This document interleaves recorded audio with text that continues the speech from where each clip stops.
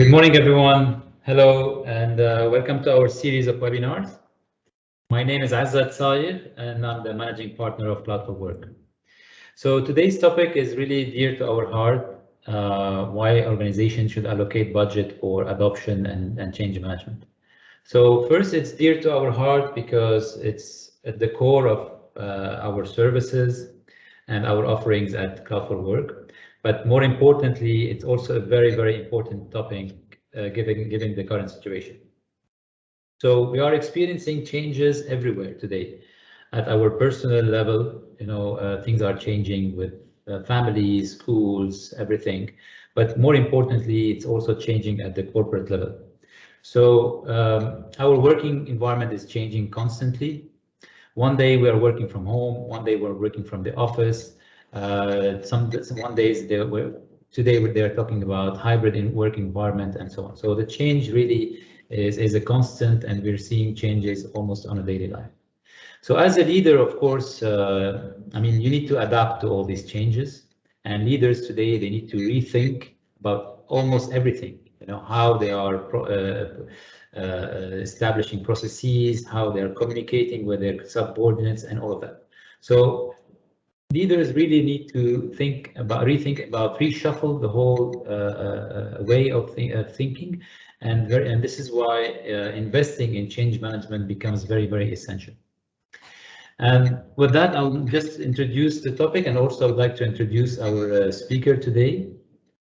So we have the pleasure to have Abdullah Latouf with us to take us through the webinar today. He has a lot of experience in helping organizations in change management, project management, as well as adopting new technologies, and he has a real case to take us through today. But I just want to say that I would like to remind you all to have all your questions in the question box, in the chat box of the meeting, because we're going to cover them at the end of the webinar. So with that, Abdullah, I'll pass it to you, and we're really excited to hear about what you have to say. Hi, everyone, and thank you, Izzat, for the introduction. Truly, I'm happy to be with you today. And let's start with our interesting agenda for today. So first of all, we will begin with an introduction about change management, and then we will summarize the costs and benefits related to the change management, which is more or less like cost-benefit analysis. And after this, we will calculate the ROI depending on a real practical example happening in this world. And then we will conclude and going to the next steps, as well as to the Q&A. One more time, I will be happy to encourage you all to put your questions in the chat box so that we can answer them one by one. And keep in your mind that in the Q&A session, we will open the mics for you to answer your questions directly. So as an introduction for the change management, organizations must continually change and evolve to succeed. But the problem is that some organizations try to change, but sometimes it fails because they only focus on the technical side of the change while forgetting and leaving the focus of the people side. What do we mean with the people side? It is how to ensure that each individual adopts the change that is happening. And of course, I will be happy to begin with the statistics. So as you can see the graph in front of your eyes, it is related to the probability of achieving the project objectives.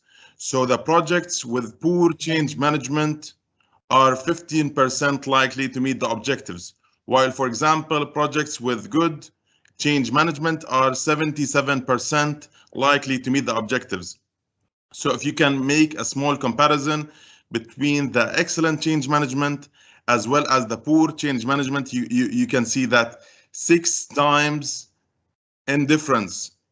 What do I mean with that? So if you have made an excellent change management, you will increase the probability of achieving the project goals with 6 times. And now let's begin with cost and benefit analysis. So for sure, in the cost and benefit analysis, we will summarize the costs related to driving the change as well as the benefits of properly driving the change management. But as I have said before, keep in your mind that many organizations still today are still reluctant to fully invest and commit in change management until seeing a tangible benefits in front of their eyes that outweigh the costs. And this is mainly the main objective of today's session. So for the costs and benefits, let's begin with the costs of change management. We have around primary costs and secondary costs. We will deep dive on those costs in a bit. While for the benefits, we have 5 main benefits that we will focus in this session. So for example, 3 people side ROI factors, cost avoidance, risk mitigation, benefits realization, and the probability of meeting objectives. So for the costs, as I have said before, we have primary costs and we have secondary costs. So for the primary, of course, we need people to drive the change. That's why we need change management resources. Those resources, we should train them well to help us in driving the adoption, as well as we need to train our audience and our targeted segment that will be impacted with the change. And during driving the change, people will invest their time and they will communicate much better with other colleagues, which all of this will be considered as costs. And of course, we should provide our resources with change management materials to make sure that they are driving the change with its proper approach. So that was for the primary costs, and let's go with the secondary costs. The secondary costs, and sometimes and in the big or maybe medium level change management projects, you need sometimes consultant fees, and of course you need general expenses, for example, and even event costs. You might make some lunch events or maybe some kind of events to engage your employees and stakeholders with each other.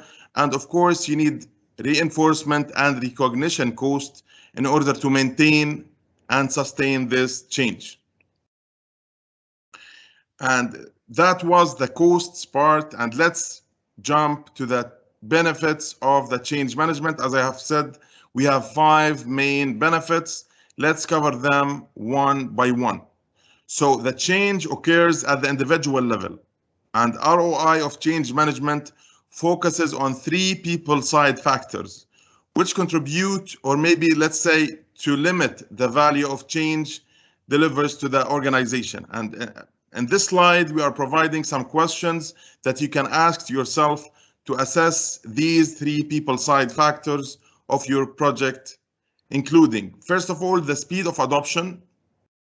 So you can ask yourself, how fast do people adopt the new processes or behaviors? The second factor, it is the ultimate utilization, which means how many impacted employees made the change and how many did not. And of course, for the proficiency, you can ask yourself, how effective were employees at following the new processes or behaviors? And in a bit, I will give an example to make it more clear for everyone. So as an example, if a team supporting a large IT implementation, for example, that gives users new interfaces. So let's assume that this will affect all users, which is 100% ultimate utilization. This is the first factor. And it will begin for all users, and they will begin with an expert level because we have trained them, which lead us to extremely high proficiency. And all of them will start at the same day which the system goes live, which is the speed of adoption. Just keep in your mind that, for instance, if the speed of adoption was, let's say, over 6 weeks instead of 3 weeks, and 15% of the users did not adopt the system, and maybe they were not experts, of course, this will affect the ROI. So for example, the ROI of this project would be actually X instead of Y. And keep in your mind that this 3 people side ROI factors can help you in a multiple of things. First of all, it will make clear to define the individual changes required by the project. Of course, it will help you to calculate the impact of slower adoption, even slower ultimate utilization, and lower proficiency. Also, it will help you in conducting a sensitivity analysis, which will help in calculating the ROI in numeric values. So that was the first part related to the 3 people side factors. Now let's go to the cost avoidance. So as we have said before, if you have put an effort in the change management in an excellent way, it will help you to avoid a couple of costs. Let me list with you the kind of costs that you will have in case the change is poorly managed. So the first list, which is costs to the organization if the change is poorly managed. Of course, it will impact the productivity. It will impact, for example, the suppliers, the customers. It will also affect the organization to lose some of its valued employees. It will affect, for example, the quality of work. It might cause some resistance to change from employees' side. And on the top of all of this, it will lead to stress, confusion, and change saturation. This is one kind of costs that might happen with poorly managed projects. Let's jump to the second part, which is costs to the project if the change is poorly managed. So it will affect the delays of the project. Our project might delay. We might miss some kind of milestones. The project might be put on hold, for example. We might run over the budget. We might even rework some kind of the deliverables in order to make sure that it is accepted from the client side. So we have a multiple, let's say, costs that might happen if the change was poorly managed. Let's jump to the third type of the costs that we would like to avoid when we are doing an excellent change management. Costs if the change is not implemented at all.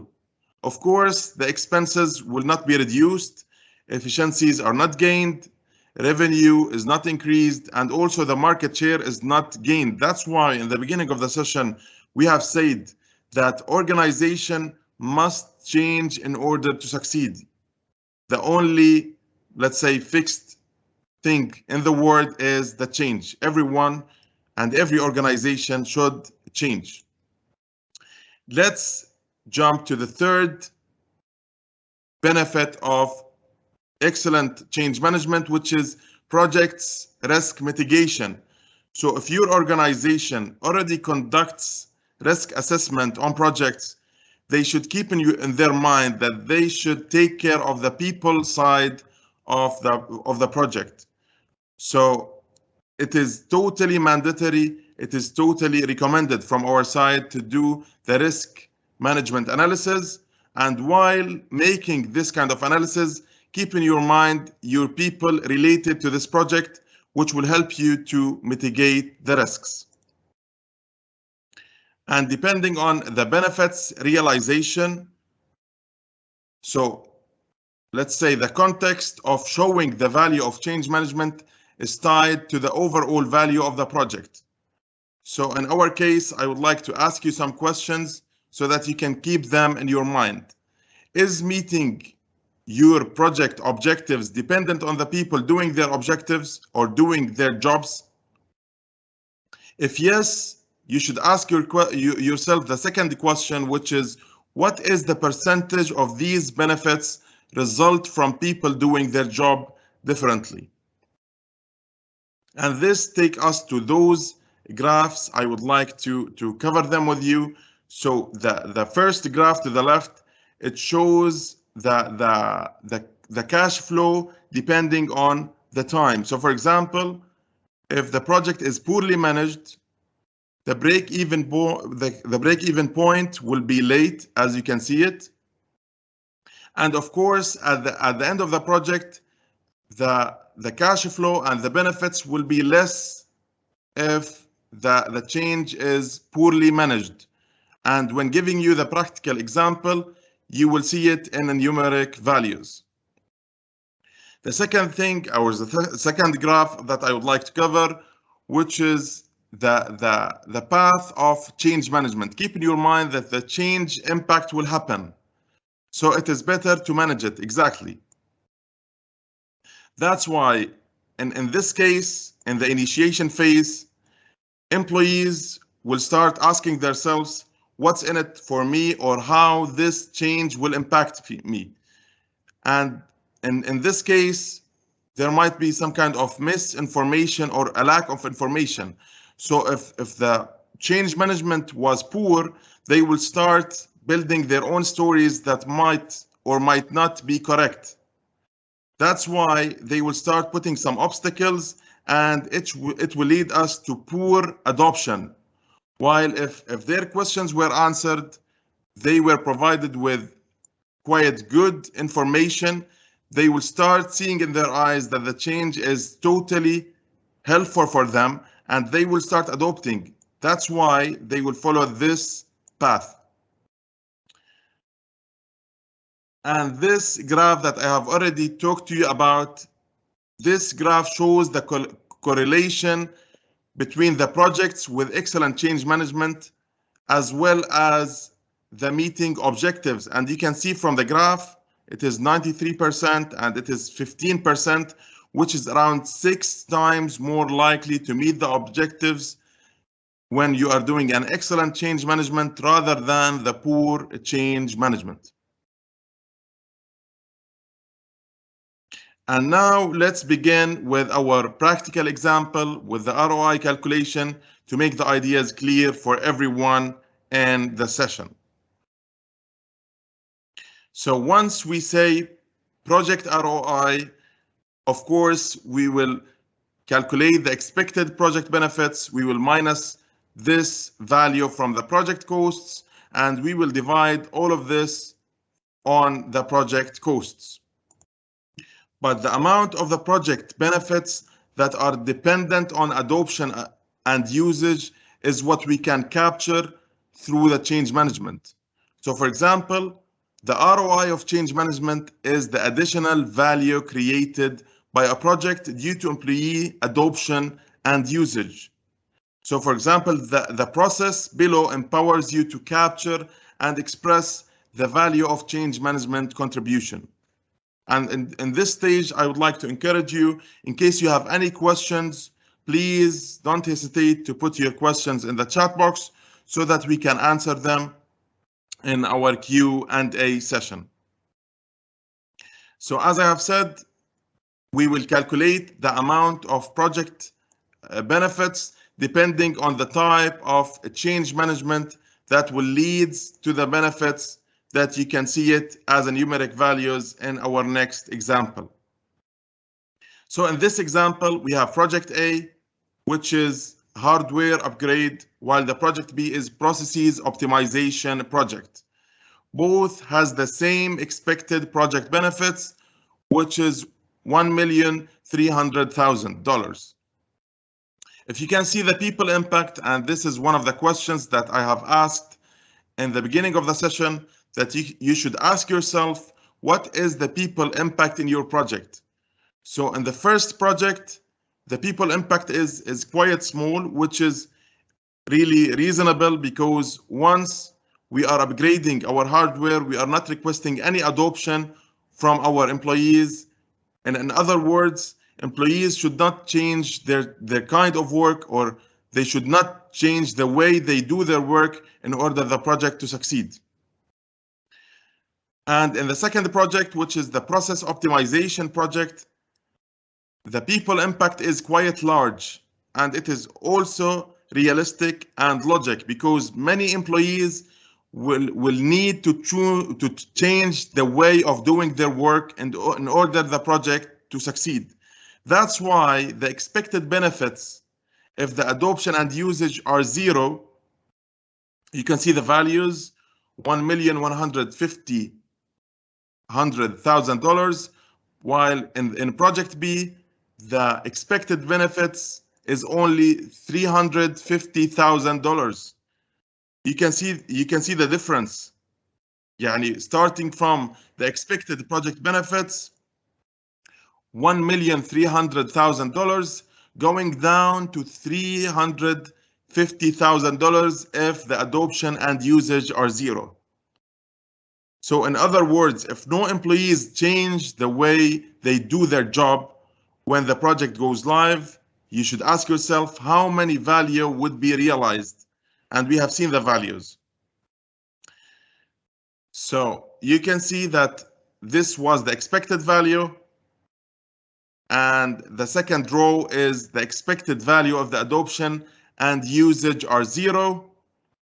We have already talked about it. And we need to calculate the people side benefit contribution to make it more clear to our head. In the first project, it is around $150,000, while in project B, it is $950,000. So if you calculate the people side benefit contribution, in the first project, it will be 12%, while in the second project, it will be 73%. And we have calculated this coefficient by dividing the people side contribution to the expected project benefits. And you can see the graph. So for both, they have the same expected project benefits. For project A, it will be mainly independent of adoption and usage, while we have small amount, you can see it, it is dependent in the adoption and usage, while for the project B, it is vice versa. So to summarize this example, with the project B as an example, this does not mean that 73% of the benefits are coming exclusively from the people side of the change, and only, for example, 27% coming from the technical side. The technical side of the solution must be already there, and then we should build on this technical side to adopt and use from the people side. So in other words, the model operates on the assumption that the technical solution is already effective and robust. This means that after implementing the technical side, our employees and our people will start adopt and use the new processes available in this project, and their adoption and usage will generate 73% of the expected project value. So I think this was the main example that we would like to cover with you today. Now let's jump to the conclusion. As a conclusion, I would like to tell you that allocating budget for adoption and change management is essential for each organization to succeed. And in this case, I would like to summarize with you that each change has its own amount of dependency on the adoption and usage, depending on many factors. Let's summarize them together. So first of all, the number of impacted employees. It depends that we have a few employees impacted or many employees impacted. The second point that I would like to mention, which is the aspects of the work impacted. It is, for example, a few aspects or many aspects available. The third point that I would like to mention, which is the number of location, how many locations that we would like to drive the adoption in, the type of departure from current state, are we ready for the departure or we are not ready yet, type of the change as well as kind of the change. Is it familiar for everyone to start adopting directly, or it is something different that they are not really ready to change? So that was the main, let's say, conclusion that I would like to tell you about. Now let's jump to the next steps. Thank you, Abdullah. I think that was really great, great content. I mean, it's great to see that change management, of course, it's very important, but it also has a financial impact. So if we don't invest, you'll be actually, losing from a profit perspective. You'll be wasting a lot of time and money on the projects and not achieving really the success that you want to achieve. I would like to remind you to put your questions. So we received already 3-4 questions directly, but you can put them in the meeting chat. So if you click on the top, there's an icon for chat, and then you can type in your questions. So from a next step perspective, I mean, of course, as I said at the beginning, Cloud for Work, the core of our services is change management and helping you adopt also technologies. So we're happy to offer you free consultancy for the people who have attended the webinar. It's basically if you connect with us on that email or any way, you know, through LinkedIn page or through our contacts, we're happy to offer you free consultancy. And basically, the idea is to brainstorm with you why it's important to have a change management. What are the methodology that we follow, that is followed globally, how to start, and all these things. So if you think that, I mean, it's interesting, of course, this is no question about it. But how to start, we're also happy to do that free consultancy to you. Second thing is, of course, we have recorded this session, and we'll be sharing the link with you on our LinkedIn page, as well as we're going to be sending it to you by email. So I think we came to reach the Q&A. I'm happy to see that we're on track from a time perspective. And again, here, if you want to put your questions, you feel free to put them on the chat. I'm receiving questions directly, so I'm gonna be reading them to Abdullah. But of course, at any point in time, you can put in your questions.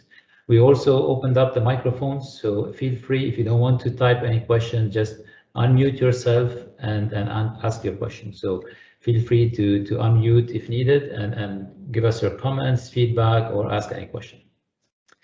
So Abdullah, I think while we're waiting for more questions, let me just start reading a little bit what we have received. So one question is about is change management required for all kind of projects? I think this is referring to when do we need it, or where do we need it, and maybe depending on the kind of project. So I'll give it back to you, Abdullah, to answer this question. It is actually a quite interesting and important question, because if achieving the project objectives, let's say, is fully dependent on people doing their jobs, in this case, we will tell you that the project or the change management is totally essential for that project. And the more the project is let's say, dependent on people doing their jobs, the more change management is important for that project. So this is to give you a summary about this question. Yeah, I think also from a type of project perspective, so we saw it in the comparison, whether it's a pure technical the project, or more like a people project or a process project. Basically, change management is important for all type of projects, and in some you will get more returns, of course, and maybe in some less. You know, if it's about introducing very simple technology in your office, maybe you will not see as much return as digital transformation or process automation. But it is important to be included with all the projects. The second question we have is, yeah, I think we answered that. Are you going to share with us the presentation? Definitely. Is the use case scenario, yeah, I think Abdullah asked you this question. Is the use case scenario data open data, so they can, you know, reuse them maybe internally while they are presenting to management? So can they reuse what you have shown when we send the presentation? Yes, of course. We can share the presentation with them so that they can present this use case. And keep in your mind that we have taken this use case from ProSci, which is the global change management leader in the world. So it is already an open data available in ProSci.com. Basically, you can freely reuse the information. I think we have a question, just to go back to the time change impact graph once again, okay, and explain it. So maybe Abdullah, you can just go back to this one. Okay, I think this one. Yes, I think, yeah. Okay, so in this slide we have two graphs. It is totally an important question, and it is good to let's say introduce them again. So for the first graph to the left, as you can see, this graph is related to managing the project with the cash flow, and it's coming with the time. So this is the purple is for the expected cash flow, while the, let's say, the other color is for the poorly managed change cash flow. So if you can see the difference, the break-even point will come late in case the change is poorly managed. This is the first thing that I would like to highlight. The second thing that you can see the amount of benefit coming at the end of the project is if the project was managed poorly, it will affect directly the amount of benefit at the end of the project, and you have seen this from the practical example. While for the other graph, it shows the path that the change will react. So in the initial stages, as we have already said, at any change process, employees will start building their expectations. And these expectations will be created based on the perception of the benefits that they will have in their mind as a result of the transformation. So for example, from these expectations, employees will start seeking for clarification from the management that how this change will impact us, it will add value or it will not add value. So in this case, if they were not giving any kind of information, or the lack of information that might happen, or maybe the presence of misinformation, they will start to fill the blanks by themselves, which will lead us to creating some barriers to change, which will lead us to this path directly. While on the other hand, if the change, or let's say if their questions were addressed in the beginning, they will start seeing the benefits of this transformation, and the productivity will be increased directly as per the graph. Clear. If it's not clear, you can just send us another, again, a question. I will just go back to the meeting chat. So there's a question in Arabic. I'm just going to read it and then translate it. So مع وضع الحكومات الحالي وتجميد الموازنات، كيف يمكن للمؤسسات إيجاد حلول رشيقة لتطبيق التغيير بأقل موارد ممكنة. So basically, given the current situation of government and the reduction in budgets, how can companies find efficient and cost-effective ways of doing change management? I think, I can cover that part, because basically you shouldn't think about change management as a huge project. Today we have agile methods to look at quick wins, to start, small, see what are the quick wins that you want to achieve from your projects, and then build the change management deliverables around it. You also shouldn't always think about having a change management practice and a change management unit from day one. Of course, this is ideal scenario, but you could have change management deliverables attached to each project, similar to when we do project management. So think about project management and change management, as important, and from a cost budget perspective, they could be also very lean and enough to make your project succeed, and also essential not to lose money in that. I don't know, Abdullah, you want to say something else on the budget wise? Yeah, I think the use case that we have covered through the presentation will answer the question directly, that investing in change management or adoption will help us to increase the value of the project and increase the benefits, which will help in the limited budgets coming from the environment or the government, let's say. Okay, so I have a question as well. If a certain team is reluctant to adopt the process, how can we bring them into the same track as the rest of the teams? And also, if I say a change which involves continuously monitoring and fine-tuning some parameters, which is a continuous activity, actually a standard change. However, all stakeholders need to know when this change is happening and when it occurs. How can we handle this scenario? So I think two questions. One is how to if there is a resistance how to bring everybody on board and bring them on this journey. I think maybe here we can talk about it, but the ADKAR model and the desire. They're part of the change management procedure or framework is to make sure that we identify what's in it for me for every single employee, to make sure that they are excited and motivated to be part of this change. So this is one of the things that should be done. Also creating the right awareness. So making sure that all of these are preparation steps that we do to bring everybody on board. Not to forget also the sponsor, someone high in the organization who should sponsor this change and make sure that he or she is properly communicating about it, properly communicating about the benefit of the change and so on. So this is the first question to put everybody on track. I think, Abdullah, the second question is about the continuously having activities. I think this is maybe touching with the reinforcement, so I'll leave it to you to talk about that. Yes. So for the first question, allow me just to add a comment.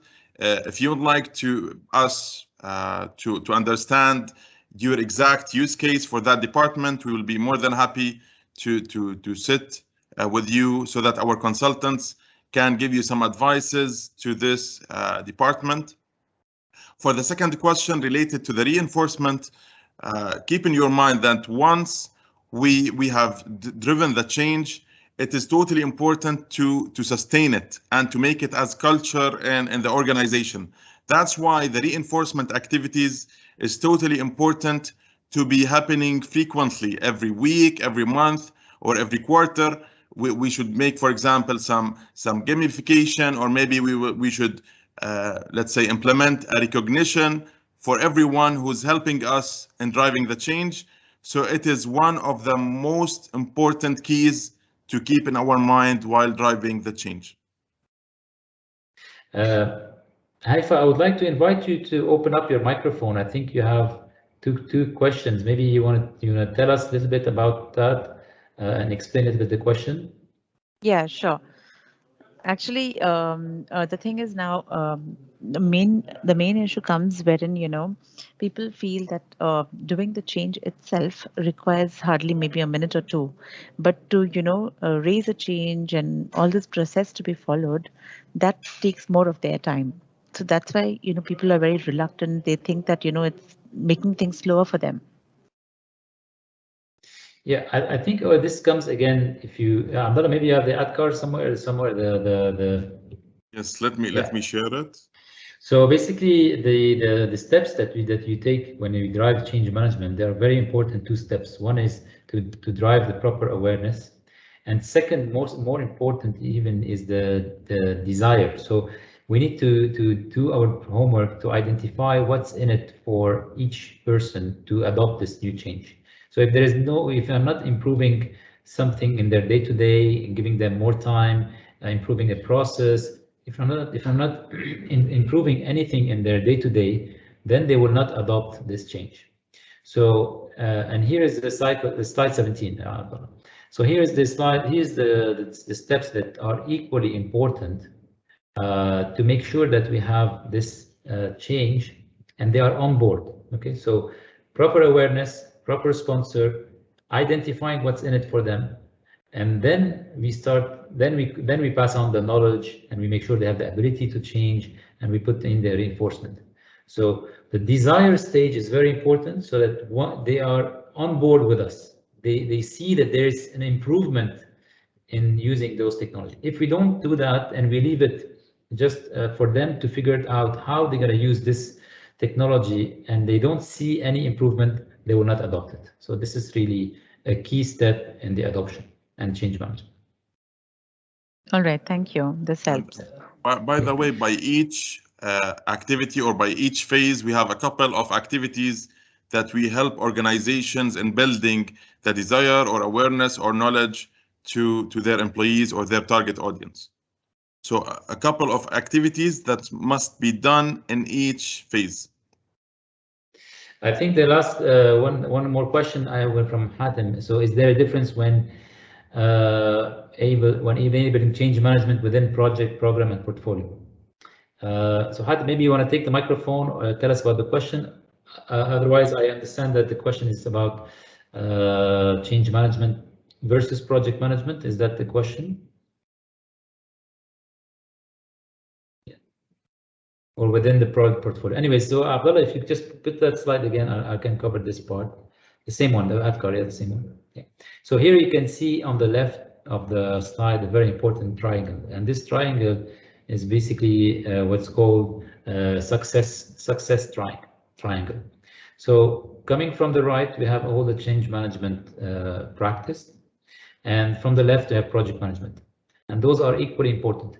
So if we go back, if we think about the successful project, we have three pillars. So we have a proper project management, which takes care of the technical execution of the project, the deployment, all of that. Of course, the timeline, everything. We have the change management, which look at the people side of it. What's in it for them?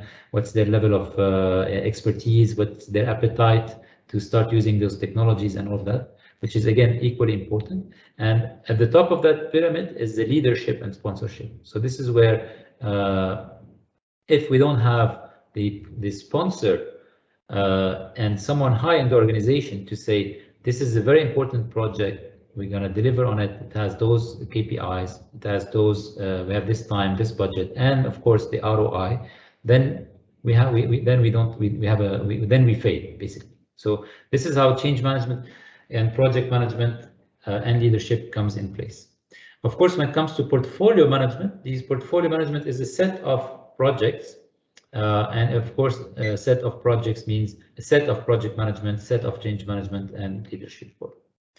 So Hatem, I don't know if I hope I answered your questions, or you want to open the microphone to share something else.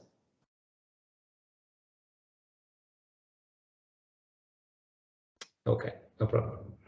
So I think we have one last question I received on the directly, which is basically Abdullah, to you. Yes. So where do we start? You know, what is the first step? What is the first step? Where do we start?